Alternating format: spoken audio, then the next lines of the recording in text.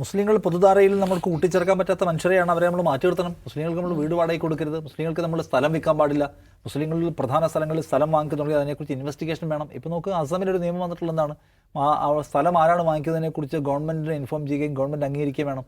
മുസ്ലിങ്ങളാണെങ്കിൽ ആ പ്രധാനപ്പെട്ട സ്ഥലങ്ങളിൽ, കണ്ണായ സ്ഥലങ്ങളിൽ മുസ്ലിങ്ങൾ സ്ഥലം വാങ്ങിക്കുന്നത് തടയുക എന്ന ഉദ്ദേശത്തോട് കൊണ്ടുവന്നിട്ടുള്ള ബില്ലാണെന്ന വിമർശനം അതിനെക്കുറിച്ചുണ്ട്.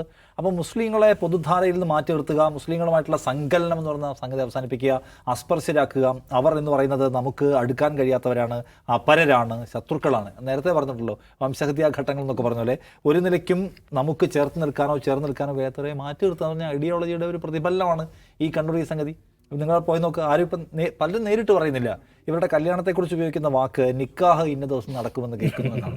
അപ്പം അതിൽ നിന്ന് തന്നെ മനസ്സിലായിക്കോണം ഏതാണ് അവർ മുസ്ലിമിനാണ് കല്യാണം കഴിക്കാൻ പോകുന്നത് എന്നുള്ള പ്രശ്നമാണ്. അതിപ്പോൾ സെയ്ഫ് അലി ഖാൻ, കരീന കപൂർ കല്യാണത്തിന് സമയത്തും ഈ പറയുന്ന ബഹളം ഉണ്ടായിരുന്നു. പക്ഷേ ഇത്രയും ബഹളം ഉണ്ടായില്ല. പക്ഷെ അന്നും അസ്വസ്ഥരായ മനുഷ്യന്മാരുണ്ടായിരുന്നു. ഇവർക്ക് ബോളിവുഡിനുള്ള പ്രധാനപ്പെട്ട കലി എന്താ അറിയോ? ബോളിവുഡിനെ പൂട്ടിക്കെട്ടാൻ ഒരു ഘട്ടത്തിൽ ഭയങ്കരമായി ശ്രമിച്ചല്ലോ. പിന്നെ ബോളിവുഡ് പരാജയം സമ്മതിക്കുകയും ഈ നരേന്ദ്രമോദിയുടെ ബയോഗ്രാഫികൾ എടുക്കാൻ, ജീവചരിത്ര സിനിമകൾ എടുക്കാൻ തീരുമാനിക്കുന്നു, പിന്നെ പുരാണങ്ങൾ എന്നുള്ള സിനിമ എടുക്കാൻ തീരുമാനിക്കുന്നു. അപ്പോഴാണ് അവർ, അല്ലെങ്കിൽ കശ്മീർ ഫയൽസ് എടുക്കാൻ തീരുമാനിക്കുന്നു. അപ്പോഴാണ് അവർ ബോളിവുഡിനോട് ഒരു കോംപ്രമൈസ് ആയത്. അല്ലെങ്കിൽ ബോളിവുഡിനുള്ള പ്രശ്നം, ബോളിവുഡ് ഇങ്ങനെ ഇഴുകിച്ചേർന്ന് ജീവിക്കുന്നു, പരസ്പരം അങ്ങോട്ടും ഇങ്ങോട്ടും മതം നോക്കാതെ കല്യാണം കഴിക്കുന്നു, ഇന്ത്യൻ ബഹുസ്വരതയുടെയും മതനിരപേക്ഷതയുടെയും ഒരു ഇടമായിട്ട് അടയാളപ്പെടുത്തുന്നു. അവർക്ക് ഇഷ്ടമേ ആയിരുന്നില്ല. ഇപ്പോഴാണ് അവർ എന്താ പറയുന്നത്, ഇപ്പോഴതിനോടൊന്ന് കോംപ്രമൈസ് ആയെന്ന് എനിക്ക് തോന്നുന്നു.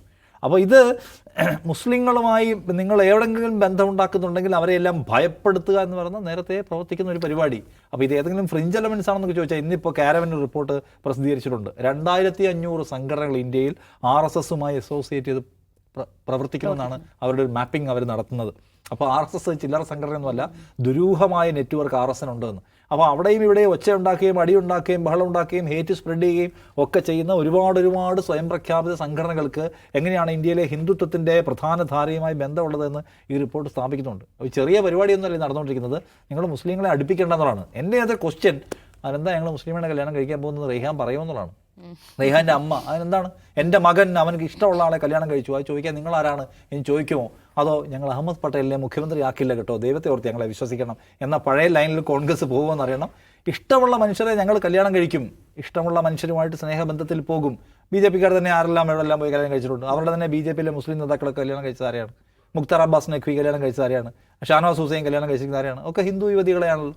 അപ്പോൾ ഒന്നും പ്രശ്നമില്ല. അപ്പോൾ ഇതിനകത്തൊരു കാര്യമുണ്ട്, എനിക്ക് തോന്നുന്ന ഒരു കാര്യം, എൻ്റെ മകൻ ഇഷ്ടമുള്ള ആളെ കല്യാണം കഴിച്ചു, അല്ലെങ്കിൽ ഞാൻ ഇഷ്ടമുള്ള ആളെ കല്യാണം കഴിക്കുന്നു, ഞങ്ങൾ കഴിക്കും, നിങ്ങളാരാണ് ചോദിക്കാനെന്നുള്ള ഉറച്ച ശബ്ദം അവിടുന്ന് വരുമെന്ന് വെയിറ്റ് ചെയ്യാം.